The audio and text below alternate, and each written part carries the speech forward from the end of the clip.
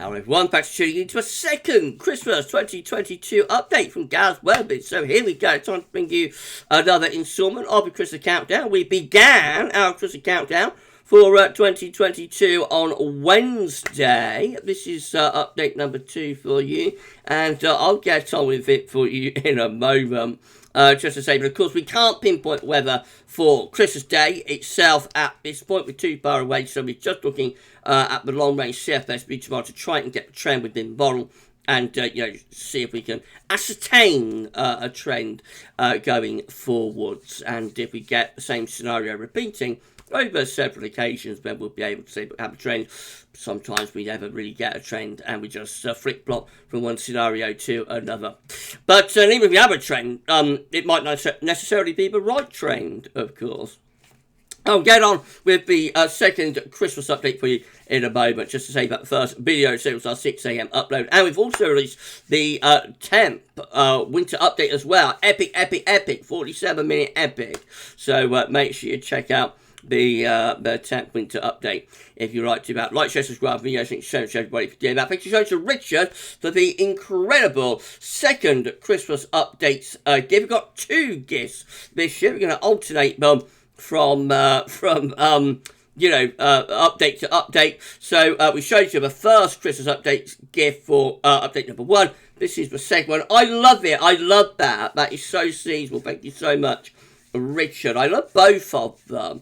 They're both absolutely fantastic. Thank you so much, Richard, for the amazing 2 Christmas updates gifts for this year. So seasonable. I love it. Right, thank you so much, my friend. Okay, let's move over to Metasiela.fr and we shall begin this second Christmas 2022 update. So just so we're using the CFS 6Z this year, reason for that is that we did a live stream last week before we started the first update, and I put all of the 4 CFS runs onto the wheel of names, and it was the CFS 6Z that won. So normally we use the 12s there. But just this one year, we're using the 6Z. We're going to see how it works out. I don't know how it's going to work out. It shouldn't make any difference, which one you use, really. But the main thing is that you have to use the same run all of the time, so that you can be able to do the comparison. So we'll see what happens. This was generated at 6 AM on the 5th of November. And we're looking at the overall Christmas period. So starting from December, going through to mid-January, that sort of period, because we can't pinpoint whether down Christmas date itself too far away. When we get to a couple of weeks out from Christmas, then we will be able to start trying to get some detail on the forecast. But for now, we're just looking for trends. Right, okay, so beginning at the end of November, actually, 29th of November, here we go. We've got high pressure over Scandinavia. We're bringing a cold easterly wind now at the end of November. So quite an interesting way to start this update. What happens after that? Well, early December brings low pressure in from the Atlantic, or tries to. That could well bring some snow into many parts of the country. That area of low pressure struggling to get in against those cold, easy winds. So that's a little bit of a snow event as we begin December. Atlantic does start to break through by the time we get through to the 7th. So then we're turning milder, wetter in the south, but still probably quite cold and wintry up in the north. Heading further on into December, we find a deep area of low pressure forming in the Atlantic. That turns wind into a much milder westerly and turns a little bit stormy there as we go through into the second week of December. Low pressure clears out of the way, another one takes its place, again bringing further wet and windy weather in from off the Atlantic, all looking rather changeable, rather wet, windy, relatively mild through to the middle of December. Although the low pressure is beginning to move southwards again by mid-December. This is 15th. Low pressure beginning to move southwards. That starts to allow some colder air to come back in from the north. So we turn a little bit colder air around the middle part of December. And then low pressure heads back in from off the Atlantic. So only a brief cold snap, probably delivering some wintry showers and overnight frost. But by the time we get through the 18th, 19th December, low pressure back in, bringing further milder, wetter and windier weather with it. So we're heading towards Christmas on a very westerly type setup. Mild, wet and windy with various areas of low pressure in the Atlantic poised to bring plenty of wind and rain in across the country. That's the eve of Christmas Eve, looking very unsettled. Rather cold for Scotland, but for England, Wales and Ireland, generally quite mild and potentially very wet. That's Christmas Eve, deep area of low pressure over top of the country. Very cyclonic Christmas Eve, that, with heavy rain, gale force winds, mild temperatures away from northern Scotland, where we do have an east wind and it is colder. So generally mild in the south, a little bit colder in the north, but very wet and rather stormy there for Christmas Eve. That's Christmas Day for the second Christmas update. The low pressure clears out into the North Sea and we go into the showery westerly.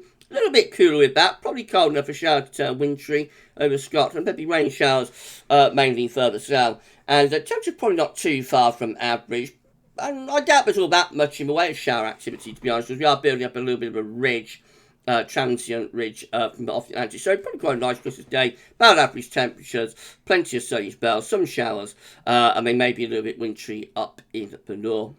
Heading into Boxing Day, the next area of low pressure starts to move in from off the Atlantic. So by the end of Boxing Day, probably turning cloudy and wet in the west. Otherwise, again, probably mainly dry day in most parts of the country. Some bright or sunny spells under that little transient ridge. Bit on the cool side, but nothing more than sort of average. And then after Boxing Day, we bring the next area of low pressure in. So we start to turn very wet and windy, quite stormy. Probably relatively mild again, just after Christmas. Gale force winds, heavy bouts of rain sweeping across the country there, heading in towards the New Year. That's New Year's Eve. Again, we're looking really unsettled then. Deep low pressure coming in off the Atlantic. That's bringing further bouts of wet and windy weather into the New Year period. So plenty of rain to come there over New Year. A soggy old New Year. It's wet rather than white, I'm afraid, there as we go into the new year. Moving through to the early part of January, it looks like the polar vortex is beginning to power up here. So through the first week of January, we've got all of this purple in the North Atlantic up towards Greenland. That's very deep low pressure. High pressure is trying to build to our east, but I think the Atlantic is going to be too powerful to allow much to happen. Although we did get a bit of a ridge over Scandinavia there up to 7th of January, trying to get wind into the east desperately. So it's turning a little bit cooler here through the first week of January. A little bit cold, maybe a few wintry showers onto the east coast, but fundamentally I think the Atlantic is going to be too powerful to allow much to happen. High pressure then builds through the country, probably some frost and fog under that high pressure. Yeah, we're going sort of first half of January, it's going sort of cooler, mainly dry, some frost, and not much in the way of wintry weather, it must be said. We can't quite get wind into the east. And by mid of January, we are actually back into those milder, wetter and windier conditions. Wet again, and that takes us through the second half of January. Mild, wet and stormy for that period. Right, well, that's the second update. Not much doing there. For the cold is again, it's there. We're only 2 updates in, so stick with it, everyone. And we'll see what happens when we get to update number 3. But I find from saying we've got a trend, really. The second update is kind of similar to the first update, which is rather Atlantic-driven and relatively mild and wet and windy and whatnot. Traditional Christmas weather, really. Okay, so we're going to do the third update for you again on Wednesday. That'll be coming up straight after Wednesday's live stream. So check back for that one around sort of 7 p.m. in the evening, that kind of time. But for this second Christmas update, thank you so much, Richard, for the gift. For this second Christmas update, that's all for now. And thank you so much for watching. Bye for now.